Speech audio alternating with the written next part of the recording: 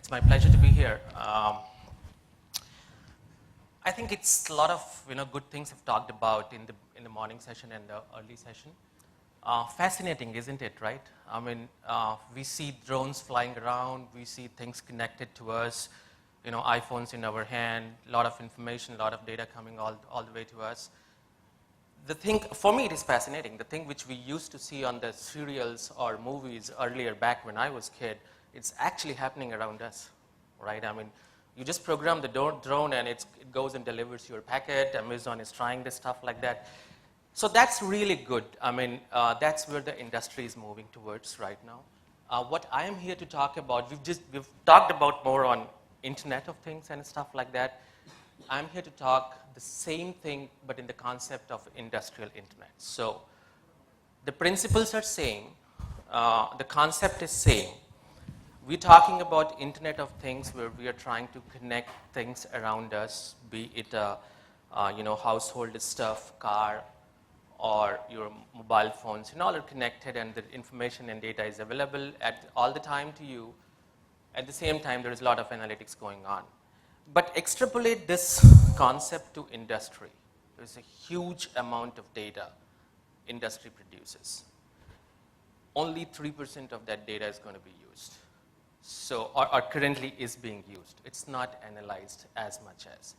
We are missing out a valuable information. Those are sitting in that data. Now, if we could have the same concept applied on the industrial data and industrial segment and industrial sensors, I think there is a huge amount of opportunities going to be created. So with this, let me just move on to starting the context setting. In another 10 minutes, which I have, I will try to set the context of the further discussion, which is going to happen. It's more on industrial internet. So I thought probably this may be one of the useful slide to start from. This is nothing new. This is not my chart. This is, we all know, Moore's law. And we have lived with this from past several decades. The amount of compute power and the storage power required is getting double every year, and that's what the chart says. One another perspective, if you bring in all the transistors which were there in all the PCs back in '95, somewhere around close to 800 trillion transistors. Apple released iPhone in just a launch weekend. They sold out more than 13 million units. Imagine the amount of compute power we have in hand. Those are 25% more transistors than all the transistors back in 1995 in our compute. So imagine the amount of compute power. Imagine the amount of data power and the data storage we have. This is what we call a connected world. Right. So anything and everything that can be measured, controlled, or connected will be connected, and that's what the basis for Internet of Things, which we just talked about some time back. Let's just look upon what is an industrial internet and extrapolate the same idea. We've seen the waves of innovation, and it's nothing new, but just let's go through this. The first wave was basically we have had an industrial revolution, wherein we've had machines, factories, economies of scales, and things like that. Then came the internet revolution, which actually revolutionized the computing power as well as the distributed concept.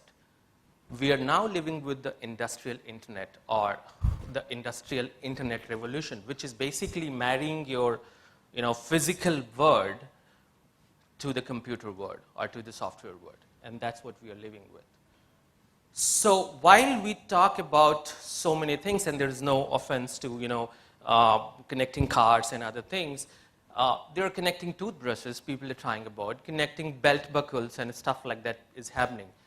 In this session, in the context of this session, we will talk about Internet of really important things. And when we say Internet of really important things, it is more to do with the chances are when you went to bed last night and switched on your air condition, the chances are there's on the other end, there is a big turbine working to generate the power.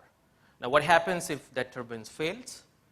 You don't get the power, you don't switch on the AC.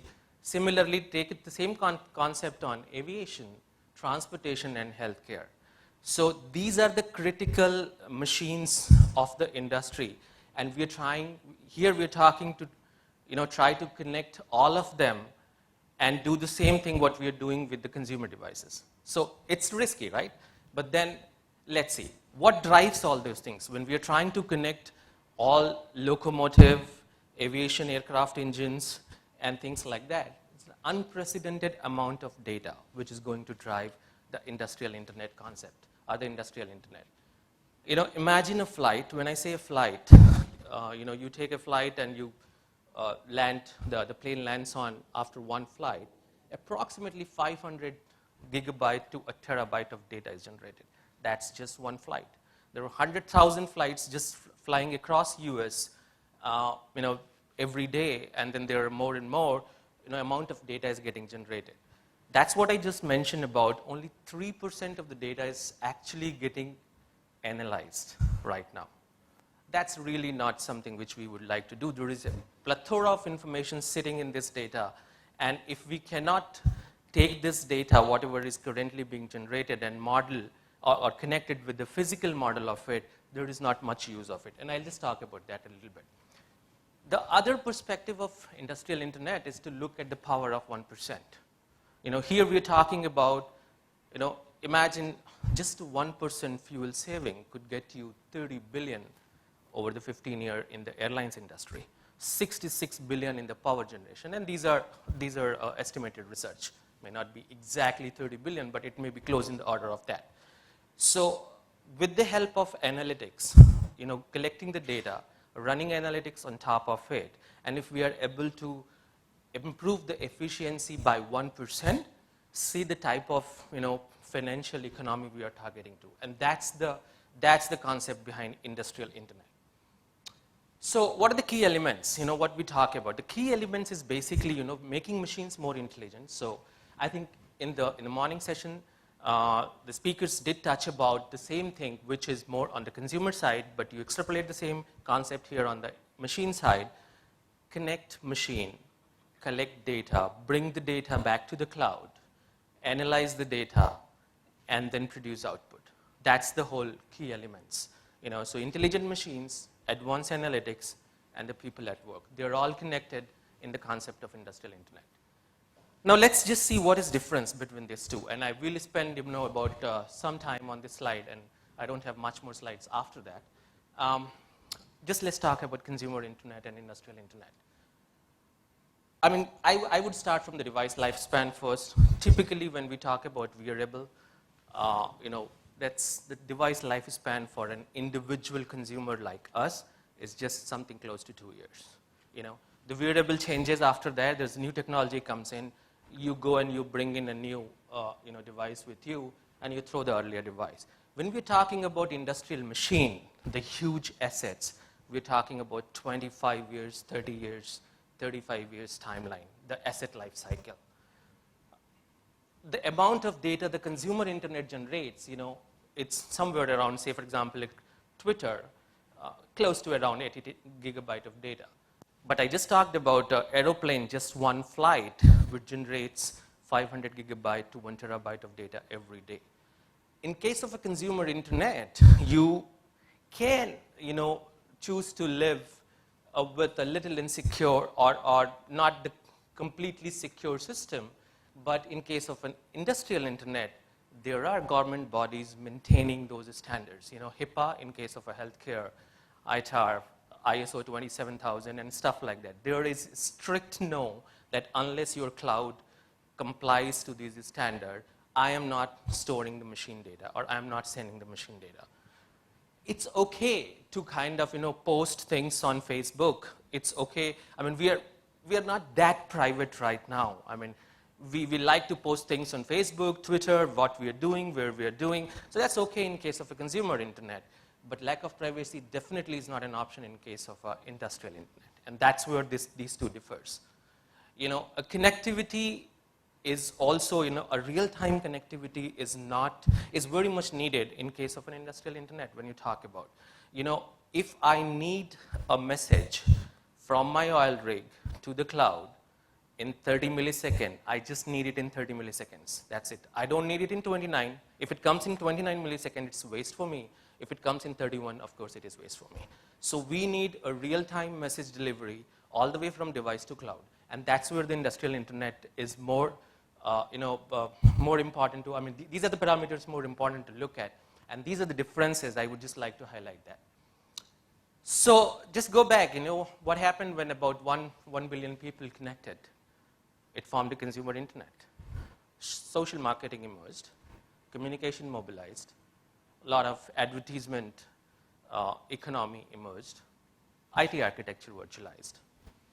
What happens when about 50 billion devices, which I think Narendra talked about, and that's where the industry is estimating, start to get connected onto the network. The industrial internet is formed. Unplanned downtime, which is a big evil in this industry. All of you will be taking flights to go back, right? You just went off to the plane, and the pilot announced that, I'm sorry, we cannot take off the plane. You got down, came back to your gates again, and you start doing your work. It's a really waste of time. This is unplanned downtime, which we're talking about. So those are the things which we can address. And this is what my next slide says, that what are the business value for industrial internet? Definitely the efficiency and cost saving. That's what we're talking. We're talking about getting the data from the devices to the cloud, analyzing those data, bringing out more and more productivity and efficiency, and then pushing the data back to the cloud or back to the devices or controlling the devices, right? We talked about unplanned downtime, the risk avoidance and things like that. So I would just take about, maybe about a minute or so just to talk about what GE is doing in this. So far, I've been just talking about what is an industrial internet, and probably I was able to give you some idea about how different that is from the consumer world. While both the concept or both the things work on the same concept, but at the same time, there is a real stringent guidelines when you talk about industrial internet. Now, GE Digital, where I belong to, is working on coming up with a common platform which we feel can drive the same ecosystem what I just talked about. So we call it as a Predix.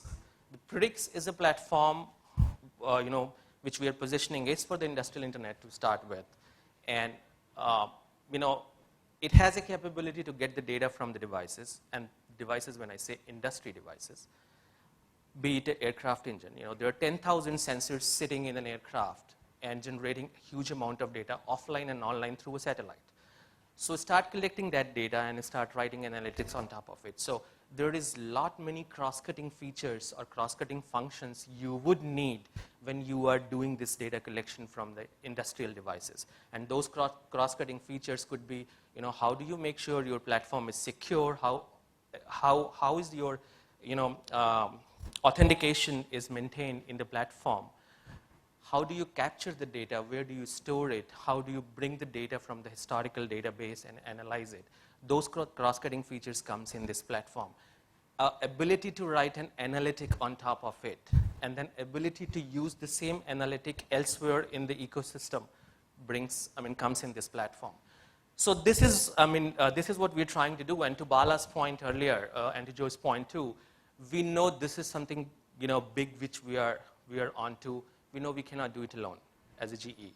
So we are partnering in the ecosystem. We're creating an ecosystem which earlier talked about Industrial Internet Consortium. We are the founder member of that along with Intel and a few others. We've taken a Pivotal Cloud Foundry as a platform, as a base platform as a service, and we are writing value-added services on top of it, which we feel may be useful for the industrial segment. So this is what is a consortium which I was just talking about, and I think Narendra also mentioned. So with this, I think that's where I will wrap up and try to set up the stage where what an industrial internet is, and we can go ahead and have more discussions on that. Thank you. Excellent. Are you born to engineer?